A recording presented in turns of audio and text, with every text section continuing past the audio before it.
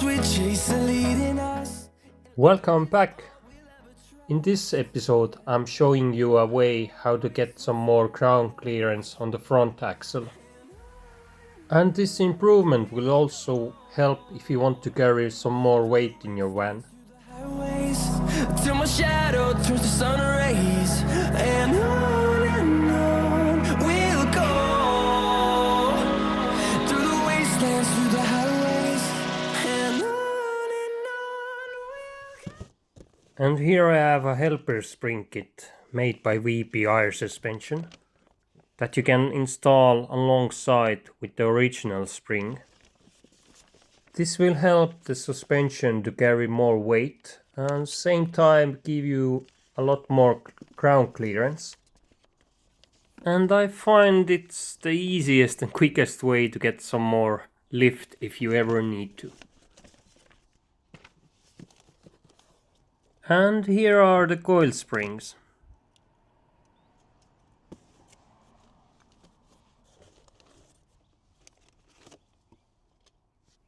Here is the top cap. It has a little spacer inside it.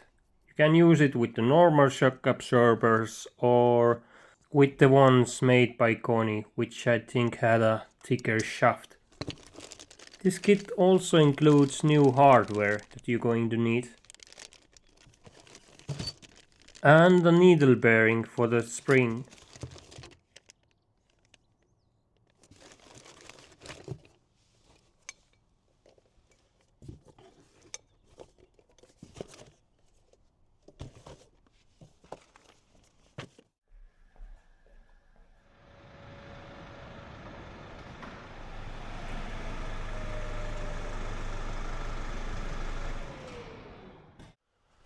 And let's see how high it is right now.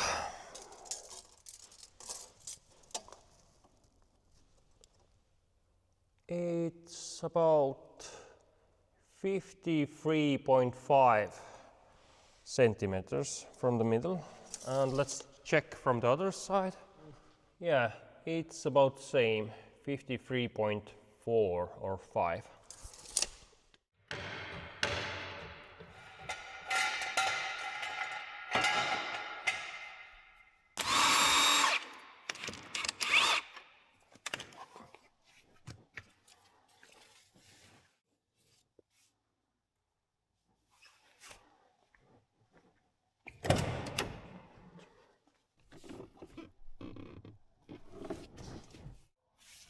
First I need to take off the ABS wire, then for those bolts, they are 90 mil. Yep.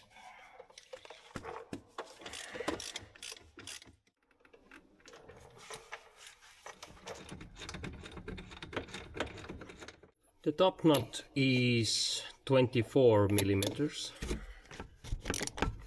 Not sure that it come off.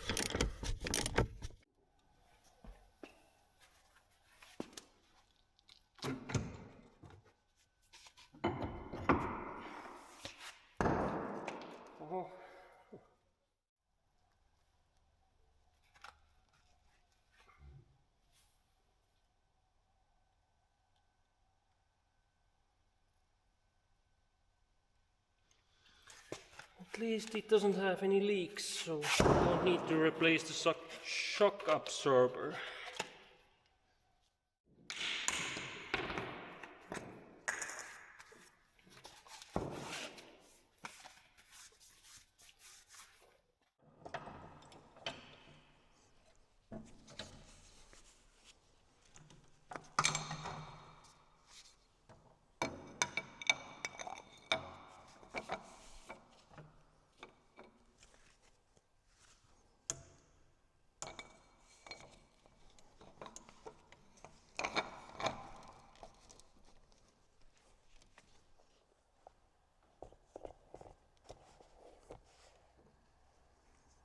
And here you install the needle bearing and you have to grease it up.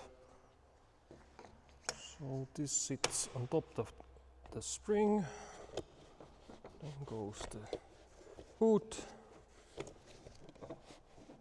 spacer and the upper cup.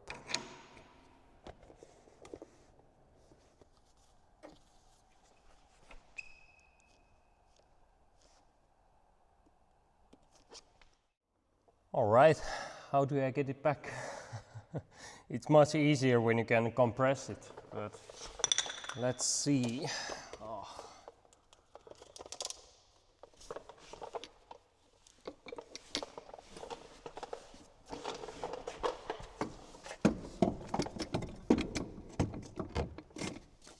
Oh, actually, all right, seems like it's not that bad. Luckily, they have used that strap. They had some preload on the spring. Maybe I can mount that nut back.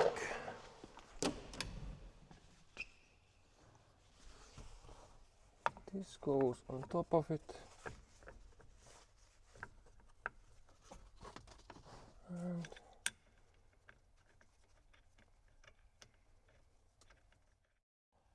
I tested. I could not get the top nut in, but I can put the bolts on the lower side.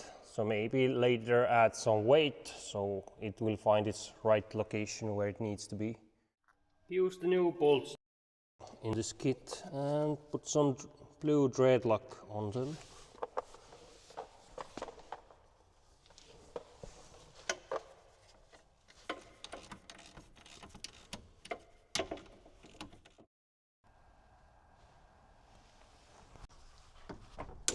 Okay.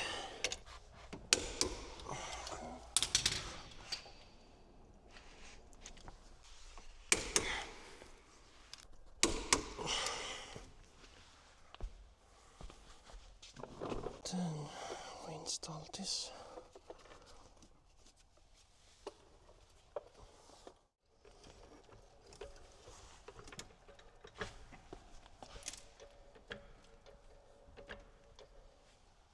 Okay. So also apply some dreadlock on the upper nut and use the new one. The top nut needs to be tightened to 100 Newton meters. And if the shock absorber's actually spinning, you can use a 8mm Allen key and a wrench. Hold it in place and just use this till it gets tight.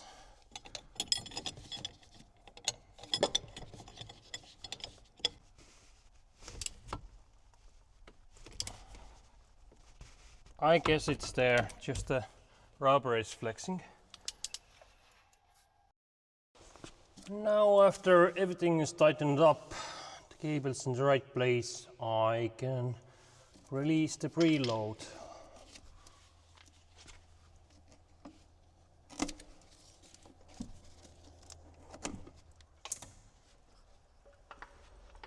Okay.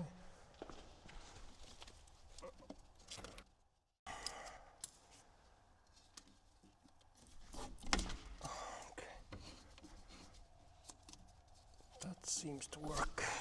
Yeah. All right. Now I have to do the other side. Oh.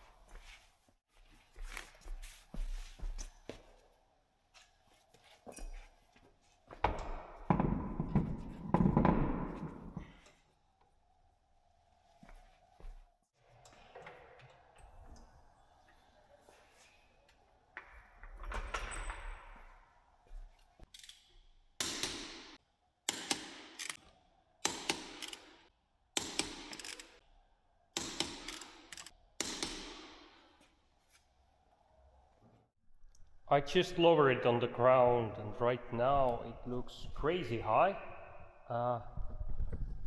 But I need to drive it a little bit forward and backwards and turn the wheels so they will settle up in the right position.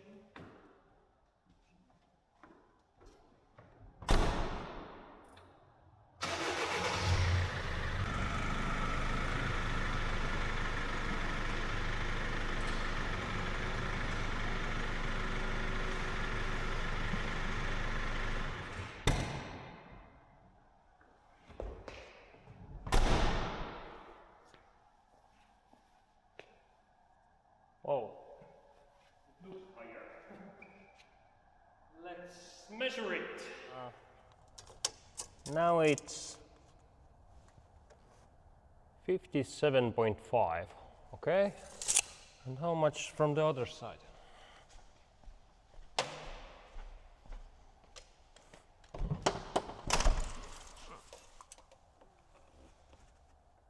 That's also 57.5. Wow.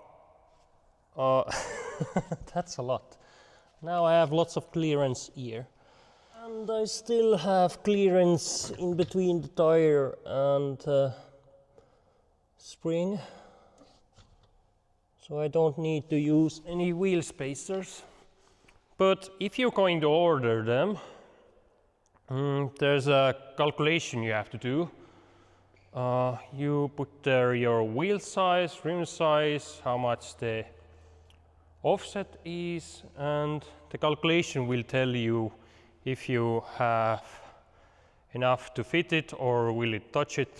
But if you cannot fit it, they also will tell you how wide of a spacer you need to set in between the disc and the rim. And they also sell the spacers there.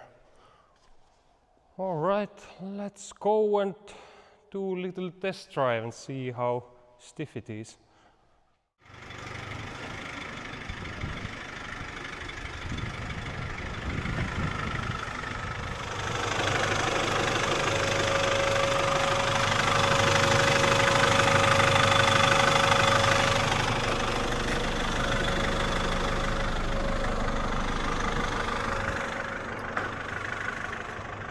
It does look quite high, so why not test a little bit off-roading.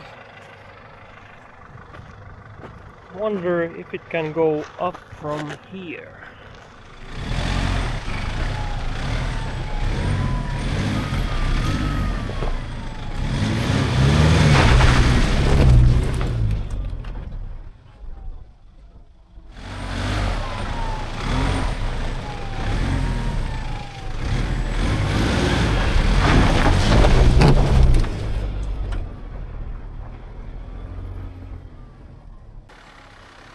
I installed this spring kit before I went out on my tent testing trip, and I have been driving now for about 600 kilometers. Installing them actually didn't affect the wheel camber, and I checked it with this tool. But still, it's highly recommended to get your van on a wheel alignment, so you can be sure that your tires don't wear out too quickly.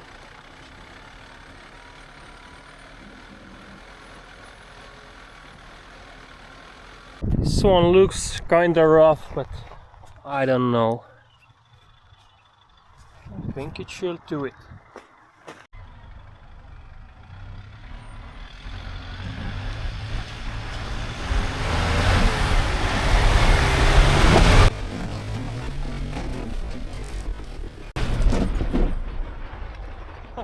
Oh my god.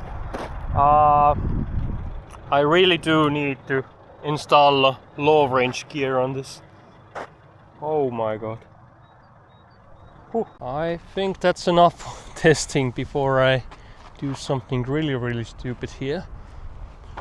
Actually, one day I can maybe build a course for testing more, but we'll see. Yeah, that's really an awesome kit if you want to have some more lift on your front axle. It works on two-wheel drives and four-wheel drive sprinters. and now it has a pretty huge gap here in between the pump stops. Before conversion it was touching it, so yeah. That's enough testing. Hope you enjoyed this episode. I'm already building the next one and hopefully get it edited soon. But yeah, that's all for this one. Thanks for watching and hope to see you in the next time. Bye.